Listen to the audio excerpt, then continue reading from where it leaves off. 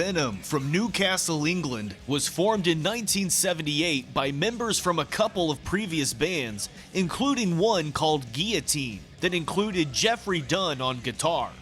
He'd eventually be joined by singer Clive Archer and drummer Tony Bray, along with Alan Winston on bass. They'd also bring on Conrad Lant, some sources say initially as a second guitarist, but it seems that Alan had already left by that point, and Conrad may have been offered the bass position once Jeff and Tony found out about his apprenticeship with Impulse Studios, which was owned by Neat Records. So when Conrad mentioned Neat Records and said that he played guitar, Jeff said, "Well, we don't need another guitar player, but we do need a bass player." Then Conrad said, "Well, I can do that. I'll play bass. I'll borrow a bass and I'll come along." So that Saturday he came down, plugged the bass in, and it was the four of us. Details are a little hazy, but regardless, the original lineup of Venom was solidified, and the members would decide to take on stage names, with Tony Bray becoming Abaddon, Jeffrey Dunn becoming Mantas, Conrad Lant becoming Cronos, and Clive Archer deciding to take on the name Jesus Christ. In 1980, Venom would manage to get a free half-day at the recording studio where Cronos worked. This would result in a 3-track demo called Demon.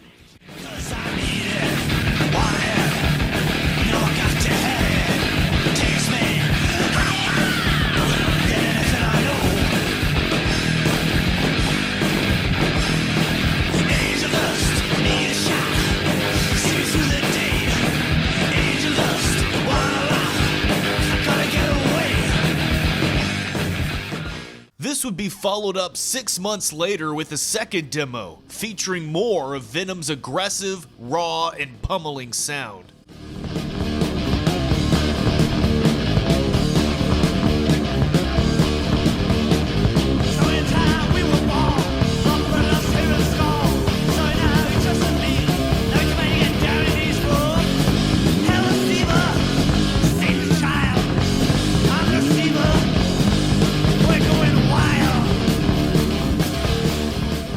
The driving riffs definitely evoke a Motorhead meets Judas Priest feel, but infused with more of a haphazard punkish energy. And for the most part, Clive provides decent vocals with a growly delivery.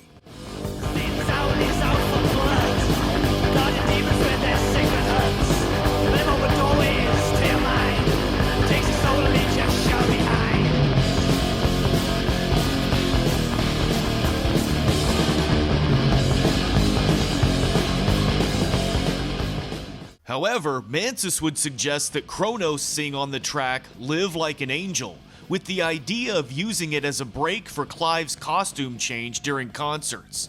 Every night I'm in a different zone. I'm the kind that likes to get around.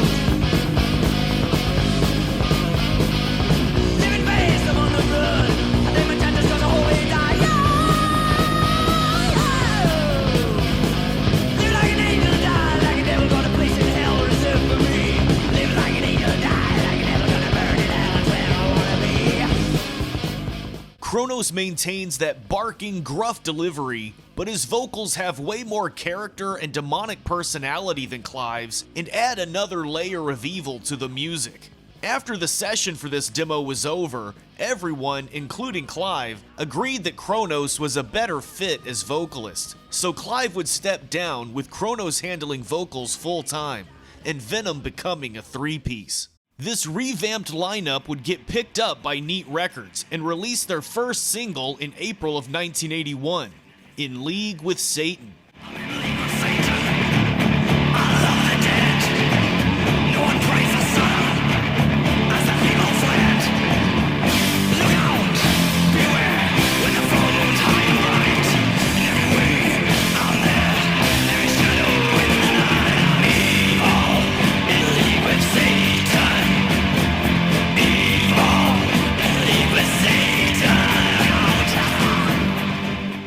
This was the world's first real introduction to Venom or any band like them, with explicitly satanic lyrics and imagery combined with a powerful primal sound. This single is often cited as the first black metal song.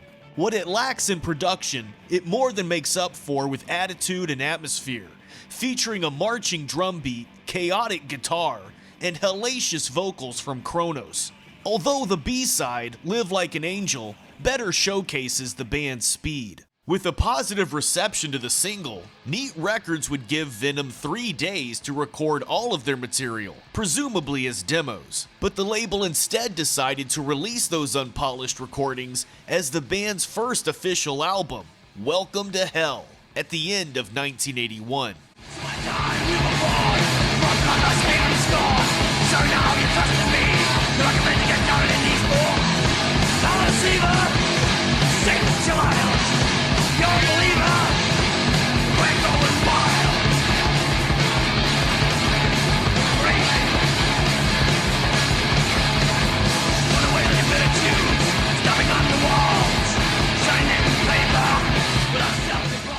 While the music here is rooted in traditional heavy metal and speed metal, there's a disregard for musicianship that gives Welcome to Hell an entirely original feel for the time.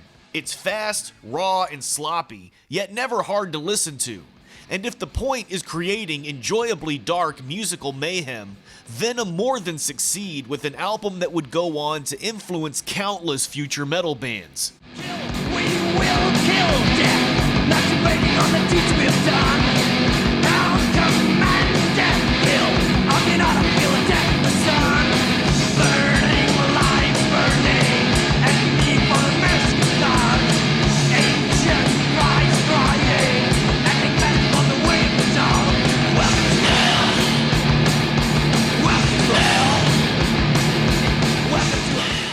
In fact, their approach was so unique that they claimed to not have any musical influences. We just had to go out there and do our own thing, and nobody else was doing what we were doing. And everybody else had their own sound, their own way of doing things, whatever. We've all got this idea of what the fucking biggest band in the world should be, and what they should do, and how they should act, and what kind of stage show they should have, and what kind of music they should do, what kind of songs, and that's what we do. At the very beginning, that's what we did from the outset, to put together a band that us three most wanted to see. That's it. We would most want to see. Got me in the mood and calling, but you're not on there. Got me in the valley calling, I'm running fear. You bear the altar now and hear the virgins cry. I'm back to sacrifice, so now it's time to die. Oh, hell breaks loose. Hell's breaking loose.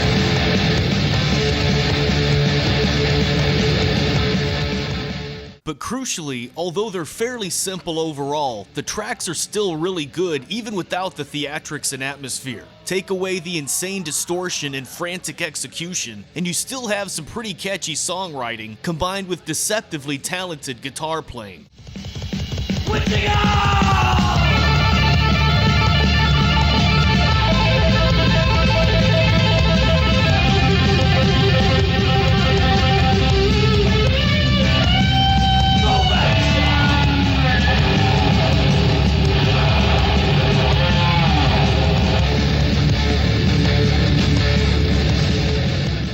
That's something we've said all the time from the start, was this band works as a solid unit. Yeah, it's an ensemble. Like a brick. It's like a brick. It's just a solid unit which works as parts. It's, I'm not a good drummer, he's not particularly a good singer, but put it all together and it works as a unit. There's one sort of out-of-character instrumental on here, which almost seems like it was included just to prove that Venom could write something pretty if they wanted to. But Welcome to Hell is mostly packed with powerful, heavy tracks, like one of my favorites off here, 1000 Days in Sodom. No one has to call.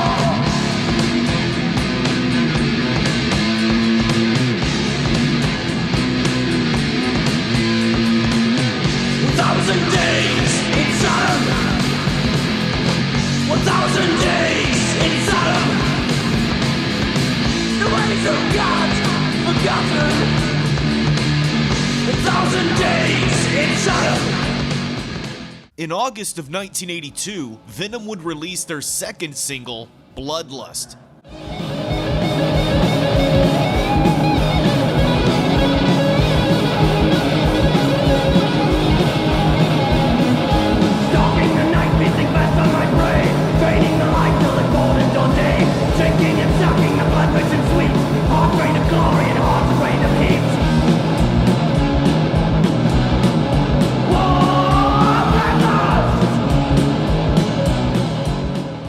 music videos for this and Witching Hour were put onto a promo tape titled Live EP, which was also sent out to concert venues to give them an idea of what all a Venom live show entailed.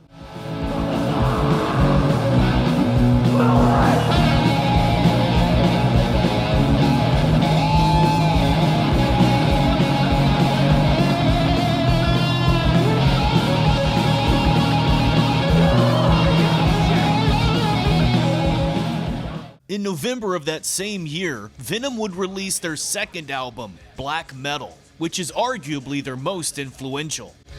Open the door, enter hell's door. Black is the code for tonight. Atomic force, feel no remorse. Crank up the amps, now it's night. Black metal,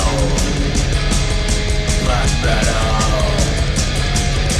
black metal, black metal, black metal.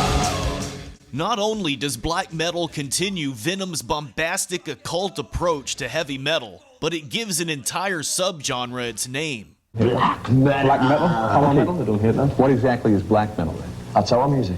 That's what we're doing. That's what a million other bands are starting to do. Everybody else is It's a new thing. What actually black metal is, it's like every rock and roll cliche thrown into a jar, mixed up, scooped out, there's Venom. Traveling at the speed of light, it's all things never seen. Arming up with Lucifer, Belial on my back. I have swam the lake of flames, walked forbidden tracks to hell and back to hell and back. The black metal album sees Venom continue to explore largely uncharted territories of metal, delivering head-banging riffs that range from speed to proto-thrash and even some kinda doomy gothic stuff. Lit. My fingers, they bleed. Is this happening to me? Or is it just a dream? Summon the dead. Baphomet's call. Blood on my hands.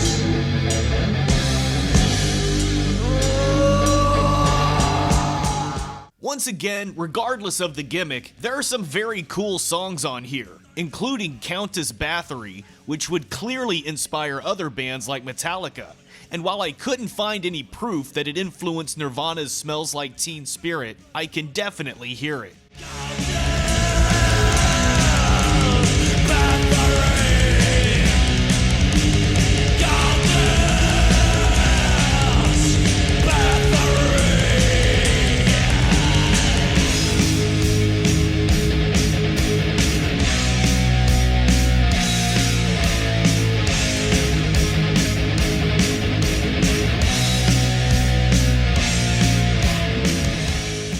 And the black metal approach was quickly catching on, influencing many other bands throughout Europe, with everyone trying to outdo each other, whether it was in the music or the stage show. They reckon that we don't take our image seriously, and off stage we don't take it seriously because we're not fucking serious. When we're off stage, we're fucking twats. We just have a laugh. Yeah. But when we get on stage, they have never seen me live. So what I say for you to write is, fucking, you get them bastards to a gig, right? Get Merciful Fate to a gig, and then after the show, then come up and tell them that we're not fucking serious about the image. Of course, with the mainstream exposure came more scrutiny on Venom's evil image and satanic lyrics, with reporters wondering whether or not they actually believed any of it. Actually, yeah, we are really into black magic. Are you? Yeah. Yeah. But we're always. For the chocolate?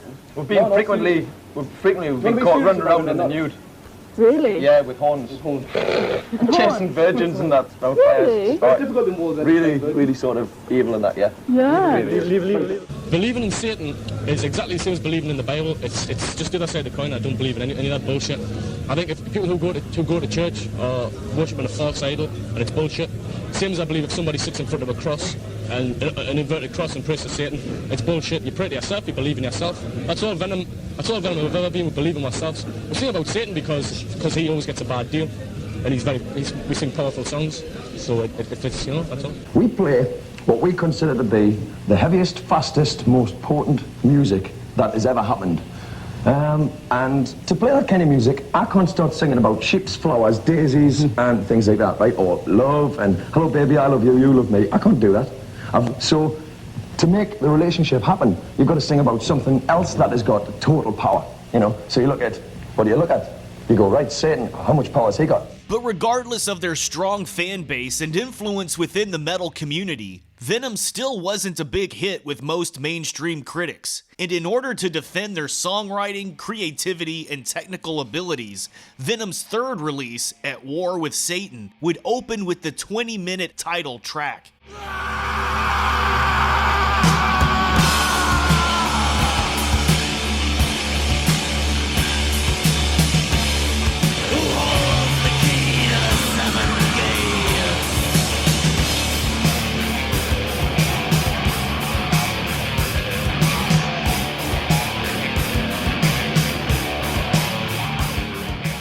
Taking up the entire A-side, At War with Satan tells the story of the battle between heaven and hell, with the outcome you'd expect from a Venom album. I don't want to downplay it because it is iconic and an intriguing idea, but personally, I'm not sure that Venom is best suited for 20-minute epics, and with multiple outstanding riffs throughout, it feels like they probably could have gotten 3 or 4 awesome individual tracks out of those ideas instead.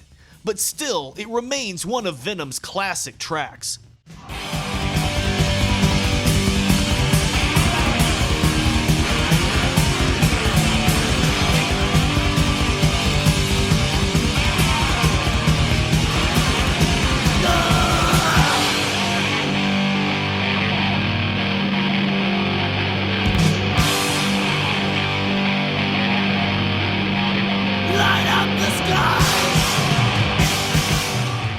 And it was a particularly polarizing choice at the time, with some fans loving it and some questioning the direction. I've heard the track At War with Satan, Yep, you know, yep. from New LP, and it's quite different than Welcome to Hell. Oh yeah, very different. Welcome to Hell. That's what I was explaining to him when you came. If we stick with what we did in Welcome to Hell, we have all these fans, we keep these fans, but we don't get more. And therefore, we can't tour. We want to increase the legions. We want to increase the legions because we want to tour, we want more money. You get Venom fans who like the thrash thing that we do, the fast songs. You get the Venom fans who like the slow, powerful tracks that we do, and you get the other fans, the newer fans who like the sort of more intricate stuff that we do. So obviously when we do an album, we like to vary the types of songs that we play, just to please a wider variety of public. You know, the press, when you read the press, it's like, oh, fast, but when you actually get out there on the stage, it's a different thing. I mean, I'm not saying the kids don't like the fast tracks, they do, they love them, but going by reactions, the kids like the slower tracks, the sort of ones with more feeling, and the ones with more, you know, more well thought about, and a bit more here and a bit more there, you know. The rest of the album is really solid, with the punchy, energetic tracks that you'd typically expect from Venom. Although for me, it's still not quite as engaging as those first 2 albums.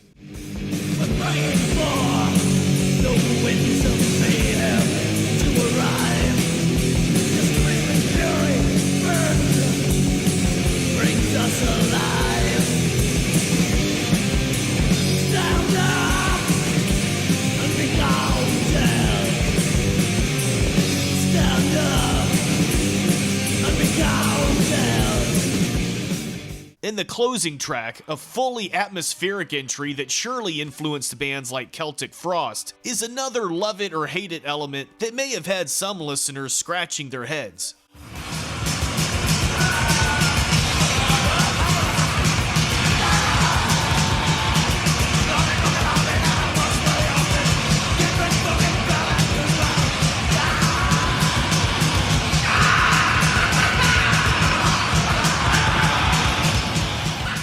At War with Satan was meant to be Venom's breakout in a lot of ways, and while it did do well, it didn't break through in the way the band had hoped. partly due to some retailers refusing to carry it. So, with a mixed reception to their semi-conceptual album, they decide to go back to basics for their next release. We've got a new album coming out, it's called Possessed. There's a lot of people who've slagged that War with Satan, saying that it isn't Venom and it, this, that and the other. But our new album called Possessed is on the same lines as black metal, and it kicks fucking ass. Possessed, released in April of 1985, would also be Venom's last studio album on Neat Records.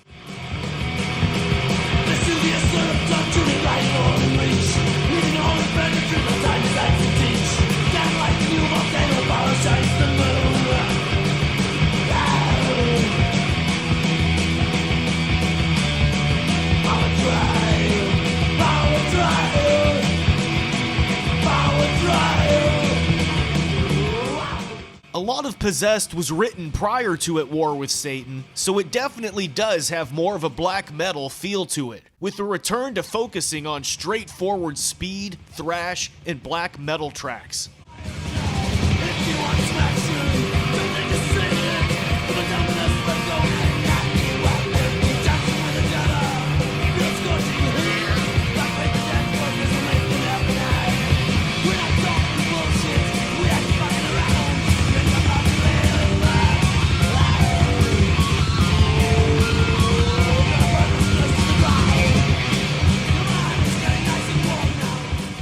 I think Possessed gets a bit of a bad rap and holds up fairly well in my opinion. It's definitely uneven, the mix is pretty muddy, and you could also see it as a step backwards from At War with Satan in some respects. But considering the split reception to the progressive elements in their previous album, and the fact that Venom was being increasingly threatened by their own creations in the emerging thrash movement, it kind of makes sense that they'd go back to what worked previously.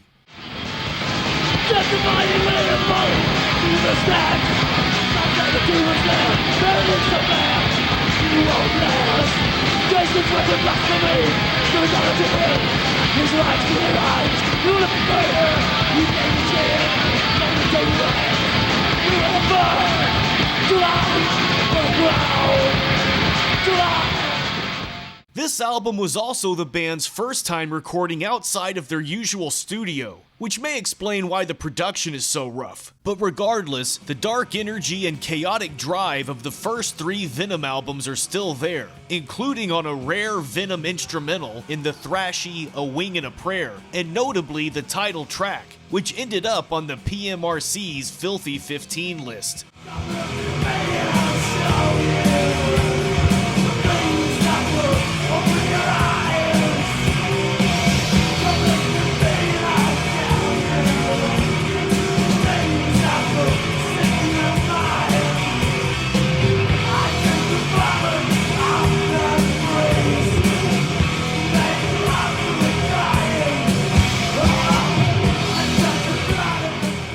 Since the beginning of their recording career, Venom had made a habit of releasing non-album singles, including Bloodlust in 1982, Die Hard in 1983, and then Warhead and Manitou in 1984. In 1985, they'd release Nightmare, and this one actually got a music video. It opens up with some sad old dude playing a mandolin and a sleeping woman who is apparently having a nightmare. And then Venom busts in to start playing on stage.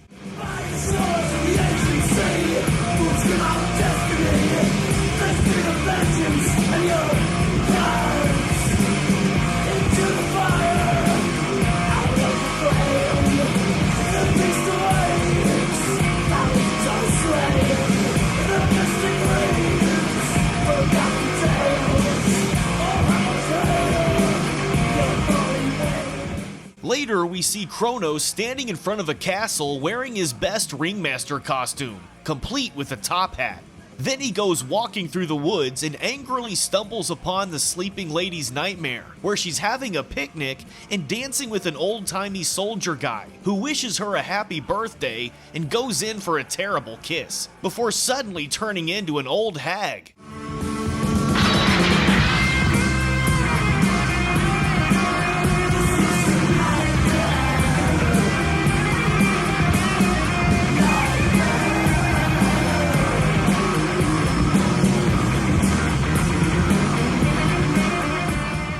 The lady makes a run for it through the woods, but it's, you know, a nightmare, so she doesn't make much progress.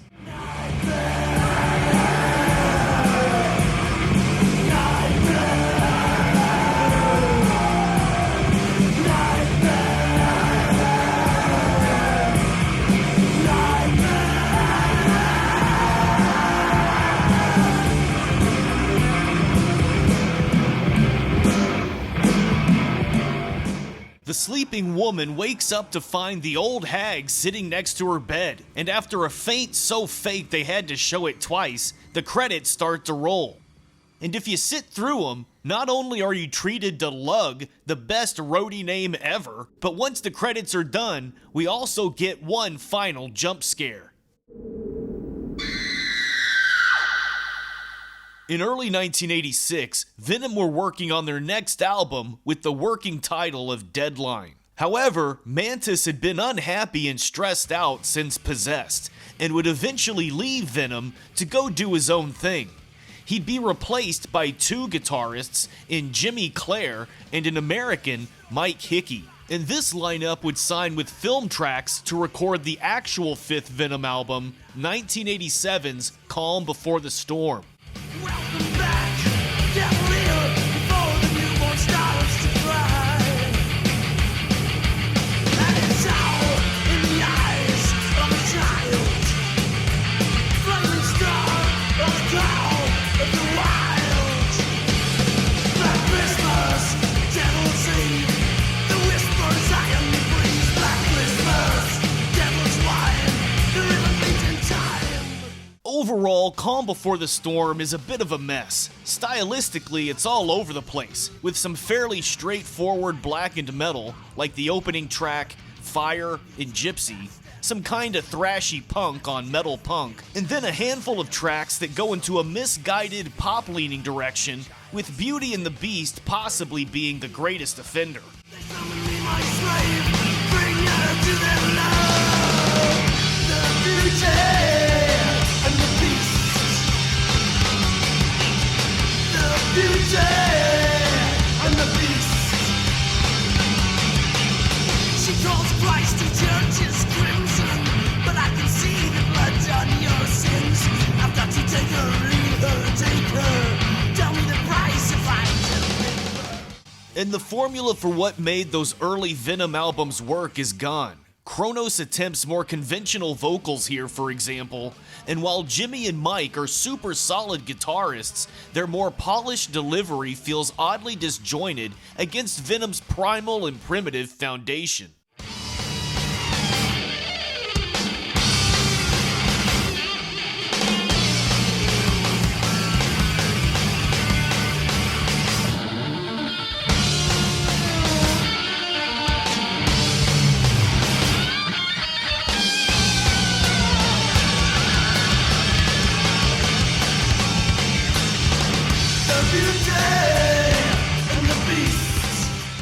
For the most part, this album is entirely forgettable as soon as it's over, but I have to say, I do enjoy the chanting of the priests. From the elders deceased,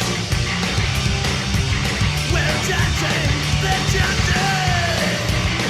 Oh, wow, it's in a tear, outside a prayer, without form, it's hard to hear.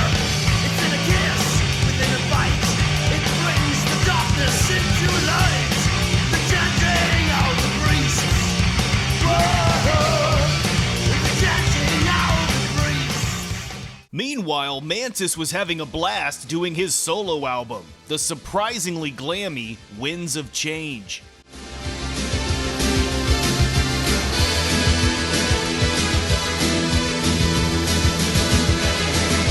She's a flame, flares around the bed. She looks as pure as driven snow. Fire and ice, you can pay the price. Teach you more than you can know. It's basically the exact opposite of what you'd expect from a former member of Venom, with high production, glitzy melodies, and tons of keyboards, performed in part by Mantas himself.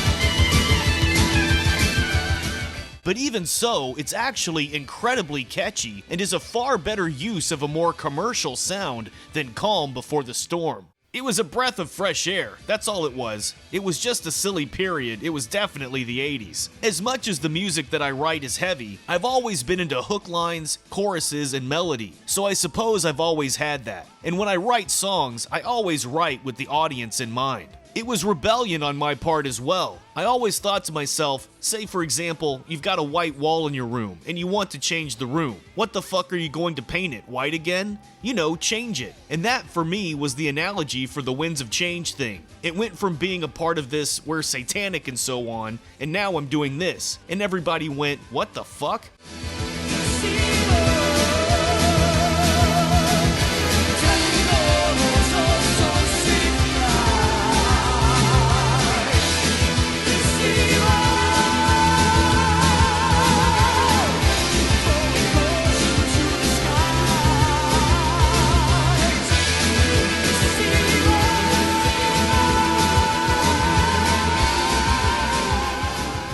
There are also 3 pretty sweet instrumentals included, which is cool since Mantas didn't really do a ton of intricate soloing with Venom.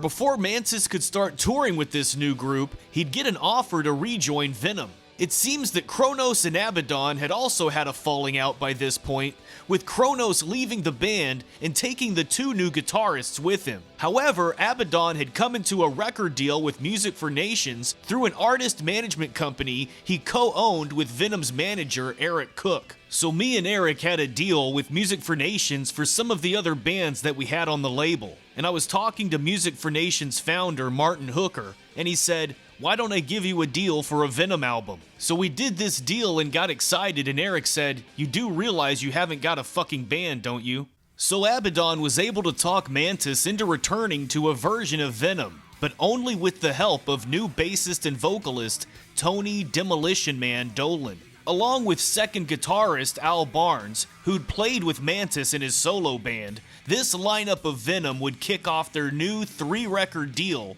with Prime Evil in 1989.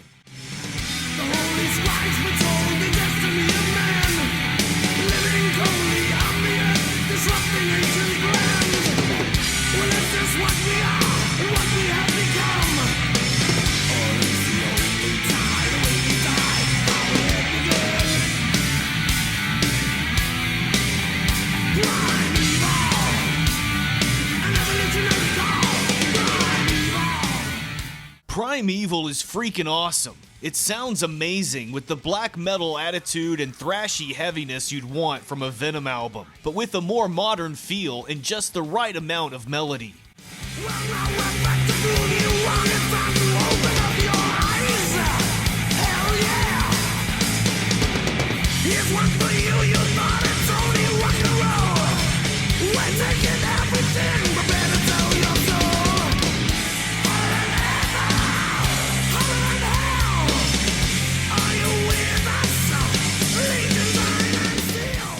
And Tony Dolan is a pretty great fit for Venom, delivering an adequately menacing growl that doesn't copy Cronos, but definitely fits in the same category.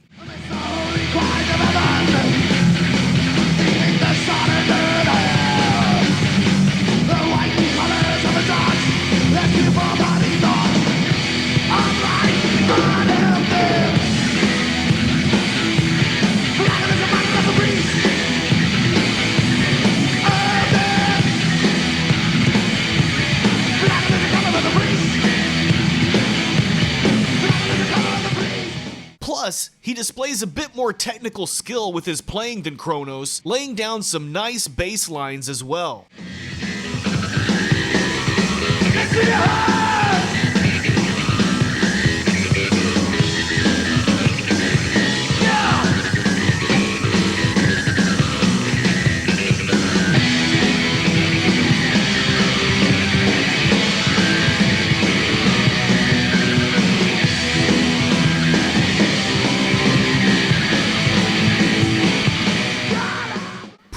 Evil was well received and felt like a solid return of Venom, even with a new member. However, the album was released right before Judas Priest went on trial for subliminal messaging in their songs, reigniting the whole conversation about evil or occult lyrics in heavy metal. Someone said to me, who was like a devout Catholic, and I was going like, oh, man, well, why do you sing songs about Satan? Don't you think that's disgusting? I was going, well, it's just a subject. I'm not religious, it's a subject, you know, as I'm sure it was to them. It's just a subject. I mean, you know, you go and see a horror film, you know, you're not going to go out and kill somebody, you know, or you shouldn't anyway. Somewhere around this time, Cronos, Jimmy C, and Mike H had joined up with drummer Chris Patterson to release the first Cronos solo album, 1990's Dancing in the Fire.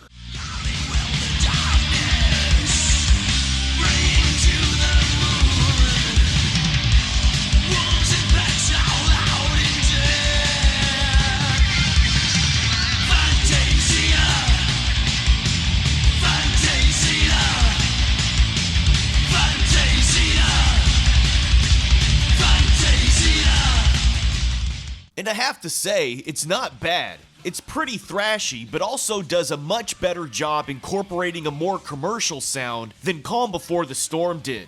The songwriting doesn't feel so disjointed, and Cronos' cleaner vocals sound way better here too. The victims of desire are dancing in the fire. The victims of desire are dancing in the fire. The fire.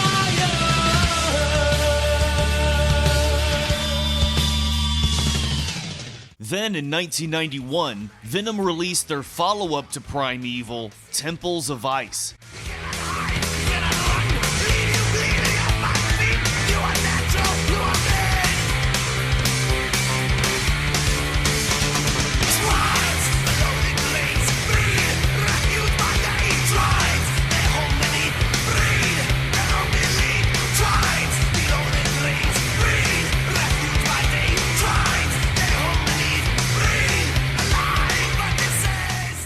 Temples of Ice overall is pretty good. I think Primeval is easily superior, but this one is still solid. It's polished and inoffensive, but also tight and well written. And while it did have to grow on me a little bit, it's a respectable mix of thrash and power metal that's worth checking out.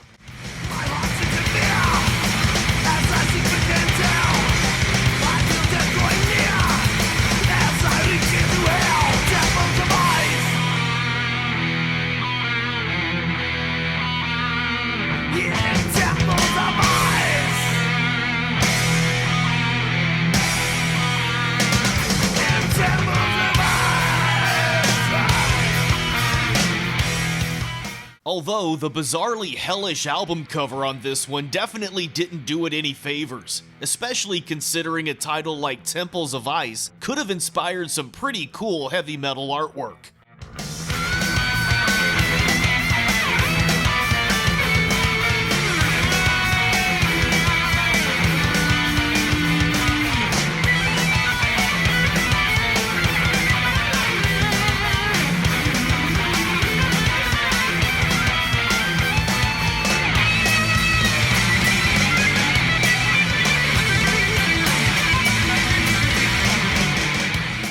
In 1992, Al Barnes would leave and be replaced by Tony Dolan's old bandmate, Steve War Maniac White, who would join Venom to record the Wastelands, which got a better cover than Temples of Ice, but not by much.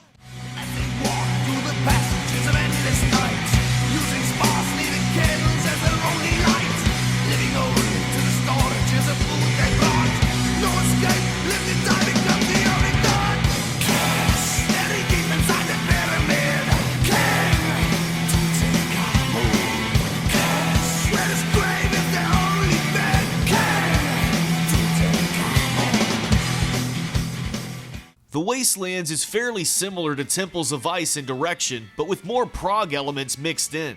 And again, it's very solid from a technical standpoint, but ends up being the least memorable for me among the three Music for Nations Venom albums.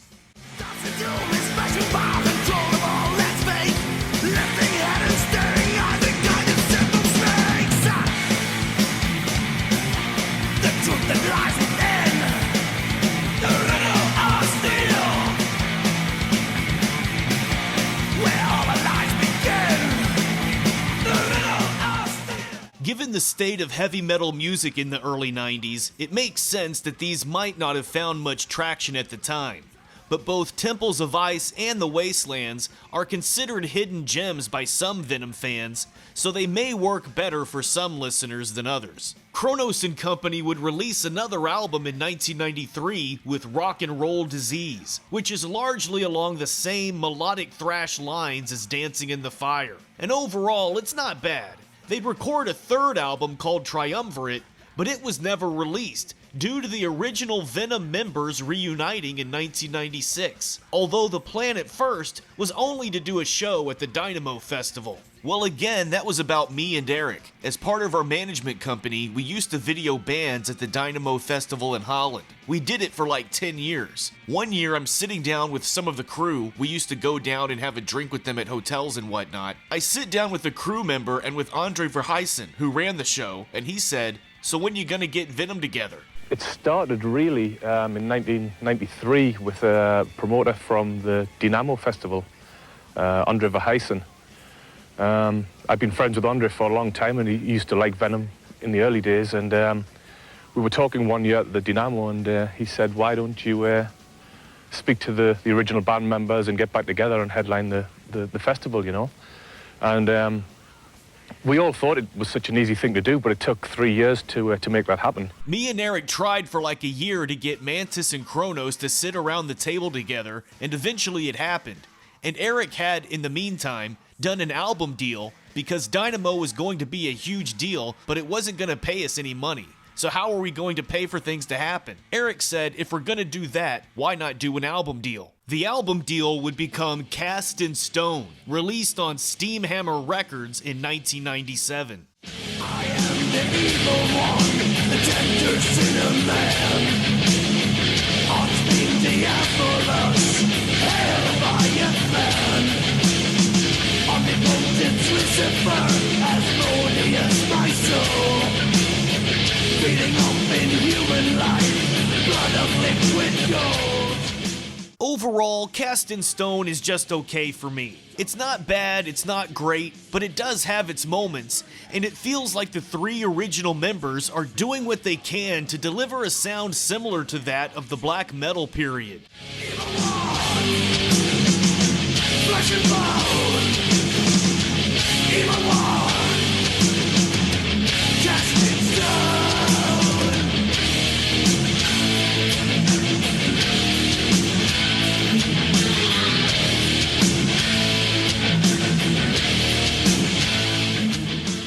When we first started rehearsing, we were all a bit tentative and a bit, pent up. But if when we started playing, if the old songs hadn't have sounded right, then we would have sort of, given it up as a bad job and gone home. But actually, as soon as we started rehearsing again, it sounded like Venom and it felt like Venom. And that, should always be the driving factor in any band, I think, the fact that you sound original and the fact that the music drives.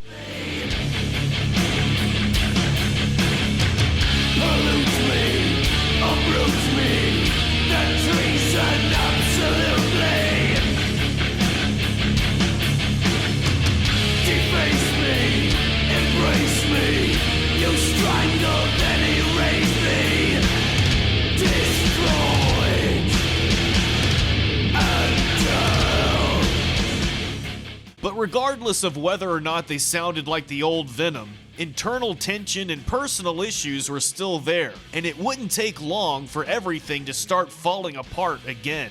Reactivating the band and bringing out the old magic wasn't difficult at all. It just happened naturally. We happened to sound like Venom. But the bad blood is still there, and if anything, it's worse than ever. Again, Jeff got cold feet and wanted to leave. He said, "I can't work with Conrad. I just can't work with him. We're gonna have to sack him. We're gonna have to get rid of him." I was trying to convince him not to. I mean, we used to travel separately, and we stayed at separate hotels and everything. And Conrad was never that bad. Cronos was never that bad. He was never that big of an asshole, but Jeff just used to think it was too much. It came time to do the second album, and Jeff said, "I can't work with him. You're gonna have to sack him." So I wrote a letter to Conrad sacking him. However, Cronos apparently never got the message, because only a few months later, Abaddon would get a call from Steamhammer Records telling him that the only thing left to record for the next Venom album was the drums. I just said no. I told him I'm not fucking doing it. This is ridiculous, we sacked the guy. I'm not playing on the record just for the sake of playing on the record. And I'm not going to do it when all the guitars are already done and expect me to put drums on top of that. It's not how Venom's ever done it, it's not how I want to do it. So Conrad got his little brother in. That would be Anthony Lant, also known as Anton. And this lineup would record Resurrection in 2000, Venom's first album without Abaddon. If you open your mind to avoid all confusion, carnal instincts unwind, animal resurrection.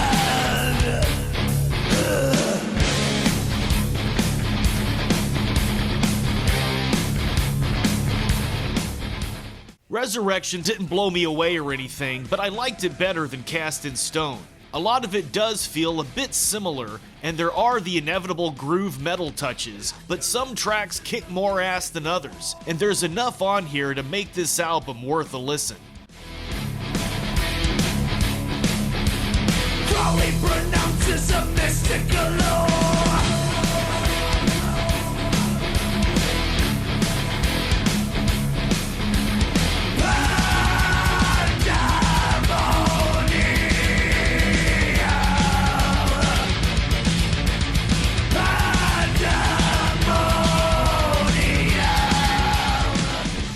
And they also retain a touch of those progressive elements on Resurrection with intricate guitar passages and more elaborate solos from Mantas.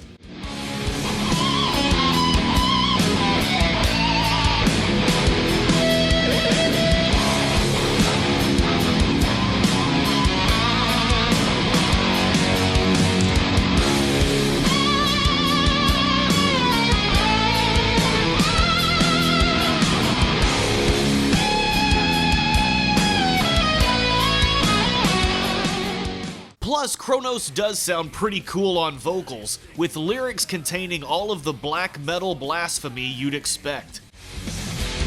Defecate on the teachings, burn into the dirt. Suffocate on the preachings, bury them in earth. All hail, black flame of Satan.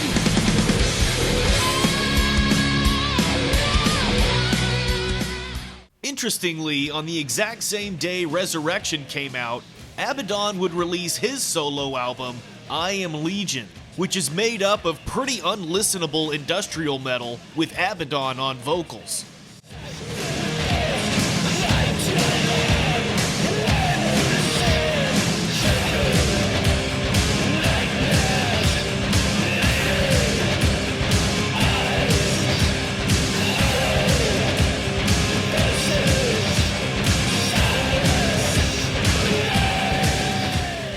In 2002, Mantas would leave Venom for good and put out another solo album in 2004, titled Zero Tolerance.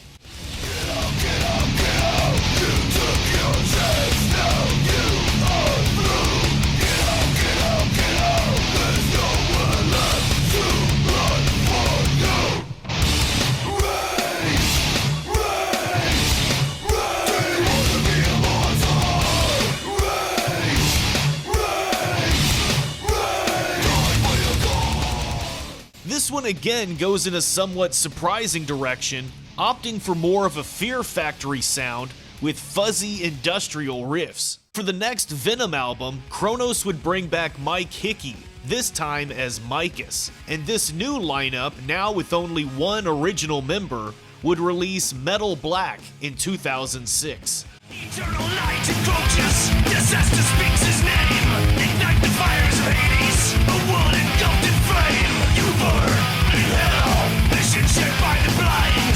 The chasings of the danger, old dragon's breath. Inferno, you're going to crash and burn. Inferno, you're going to burn in hell. For me, Metal Black is pretty uneventful. I suppose you could say it has the same approach as Resurrection, but the songs here are mostly charmless, with long stretches of tedious riffing. Mantas sits all alone in quiet contemplation, picking at his blackened nails, waiting for his next victim. Watching as your life falls drains, your end is nigh. Happily he comes to take your soul before you die. Hold the dead, death and dying. Hold the dead. Venom's an evolution. Yes. Venom, you know, it always will evolve. I mean, you know, I would really like to have this lineup now for 10 or even 20 years because, you know, this is the heaviest I've heard Venom. You know, people think, you know, Cronos, Mantas and Abaddon, black metal, right? So now I want people to say 21st century, Cronos, Anton and Micus, metal black, reinventing black metal for the masses, so... Tried to keep the integrity of the Venom style, you know, the original vibe, without making it a parody. I can appreciate that perspective, but I would say that the early Venom albums had emotive riffs, genuine melodies, and a focused presentation buried in the darkness, whereas Metal Black feels like it's just being heavy and dark with no real direction in mind. Sense of doom, the warning. This is our Christ returning. The tide of fear arising. We light the candles to sing. Lucifer rising, rising. Lucifer rising. Light the light. Lucifer rising, rising. Lucifer. Micus would only last for one album though, and in 2007 he'd be replaced by John Stewart Dixon, or La Rage, for Venom's 12th album, Hell. No one will let you in, the guilty of the crimes. The judge and jury shout, redemption denied. Yeah, you're going straight to hell. Yeah,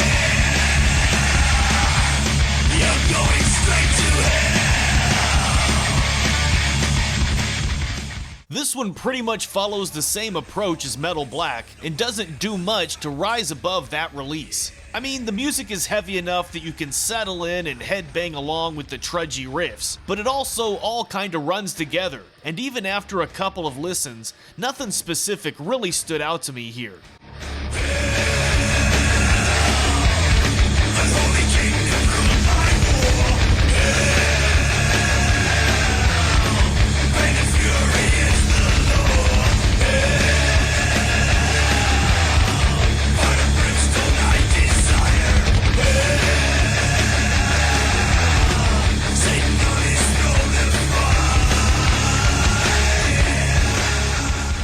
I think big Venom fans will still find stuff to like on Hell, but for me, there's just a lack of melody and catchy guitar work in general. Plus, by this point, the shock and feeling of danger that Venom's music once brought had long since worn off.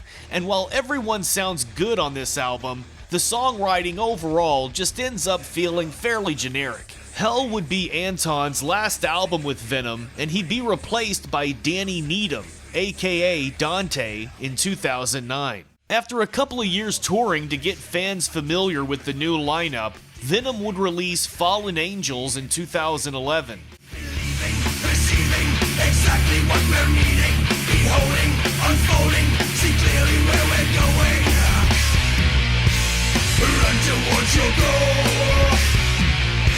The metal's in your soul.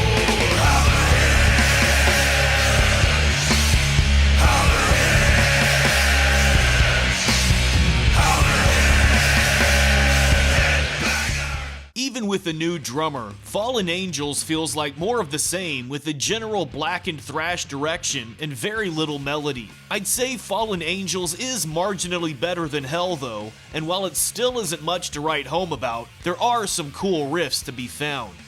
All hail Saturnus, Lucifer, he walks among us, everywhere. The fallen angel is the light, his throne of diamonds, the most high, through the stones of fire, blameless in your ways. I should mention though that Dante is a capable addition to the group with heavy, energetic drumming. and LaRage does liven things up with some nice solos, but these facts don't help the overall songwriting any.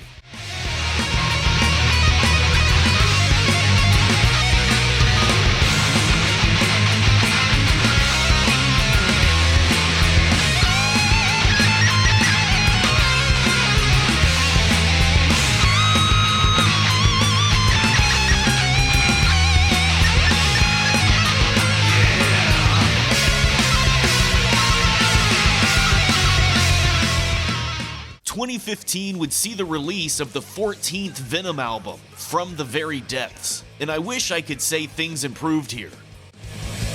Temptations ultra vile, all sins released. I'll ask the question, you will confess, worshipping Satan.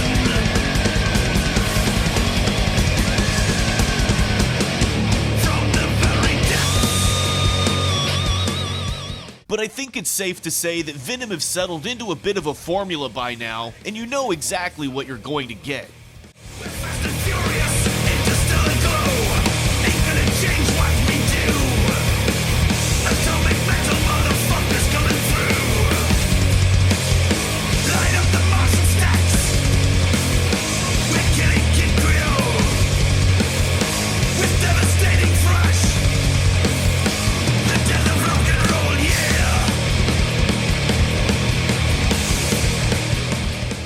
From the Very Depths is overall fairly generic, speedy thrash with the requisite evil lyrics and gruff vocals from Cronos. Once again, everyone sounds great, but the tracks themselves are generally pretty predictable and do little to leave any lasting impressions. 2015 would also see the formation of yet another lineup, this time under the name Venom Inc., which was made up at first of Abaddon, Mantas, and Tony Dolan, after a spontaneous reunion at the Keep It True festival. We got invited by, or I got invited by Oliver Weisenheimer to do the Keep It True festival with these guys. It was only to do maybe, I don't know, 4 songs or 5 songs.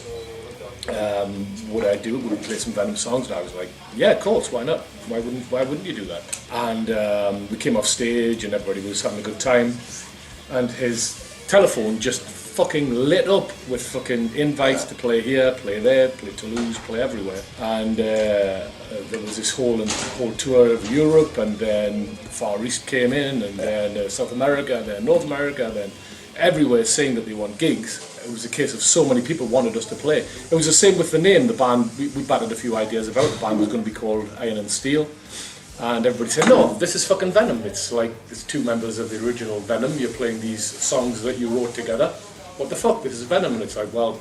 This would eventually result in a limited edition single, Dein Fleisch, which you could apparently get with a subscription to Decibel magazine. Things forbidden that penetrate your skin. I am the earth you feel to free the beast. Feel your lust rising, see the skin riding, feel the blood rush inside Dein Fleisch. Venom Inc. would also put out a full-length album in 2017 titled Ave, but it was later revealed that they'd actually used a drum machine for the album recordings, making this release only Mantas and Tony Dolan. And relentless, doing it never rest. If you wanna take a shot, it better be your best. We are the spark, we lit every flame. We are the players that change every game. You are the lifeline, air that we breathe. Open wide the gates of hell, that's all we bleed.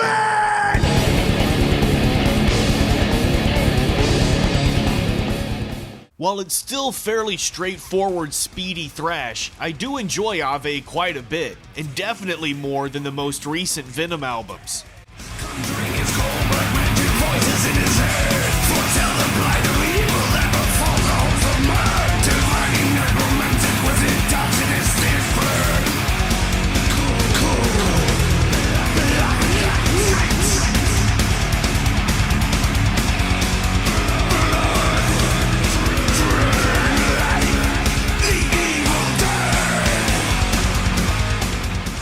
There's just more melody to the music in my opinion and a little more energy.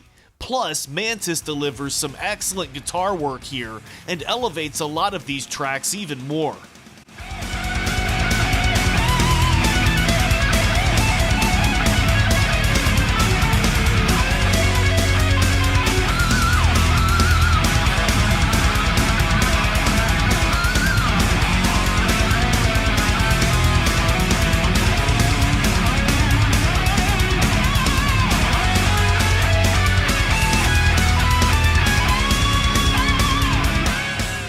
In 2018, Venom would release their most recent album, Storm the Gates, which is again very similar to all their Metal Black and Beyond output, but I liked this one okay, and found it easier to get through than I expected. The lasting void of light, the witching time of night, lay down your soul to hell.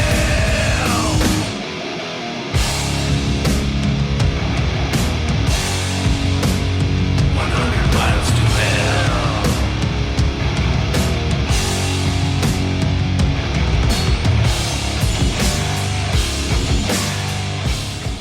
But as far as current material goes, I'd have to give the edge overall to Venom Inc., who'd be joined by drummer Jeremy War Machine Kling to release their latest album, There's Only Black, in 2022. No golden gates, no infernos of hell. I see no angels, no eternal damnation. I speak the truth. There's only black. There's only black, black. There's nothing on There's Only Black that really blows my mind or anything, but the songwriting has more feeling to it, and having Mantas on guitar is another major advantage.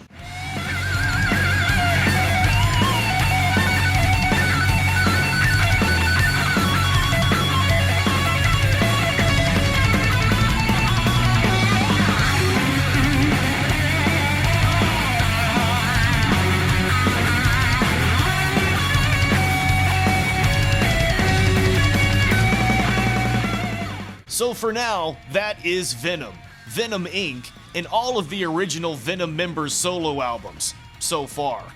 Your homework for this highly influential band for sure should include Welcome to Hell from 1981, Black Metal from 1982, and At War with Satan from 1984. I would also toss on Possessed from 1985, even with its pretty bad mix. And of course, Prime Evil from 1989, which was the biggest surprise for me. After that, it's pretty much down to personal taste. If I was going to add anything else, it might be Temples of Ice and Resurrection, but I certainly wouldn't consider those absolutely essential. For extra credit, I thought the first Mantas solo album was pretty good, as well as the first Cronos album. And to round things out, Venom Inc.'s first release, Ave, is really solid too. I hope you enjoyed this look back at Venom's influential and tumultuous history. They obviously kickstarted an indelible heavy metal subgenre, as well as the formation of countless thrash, speed, and extreme metal bands. But unfortunately, internal issues kept them from advancing past that, although they'd make a career out of trying. As always, thanks for watching, and see you next time. What are you guys fucking eating?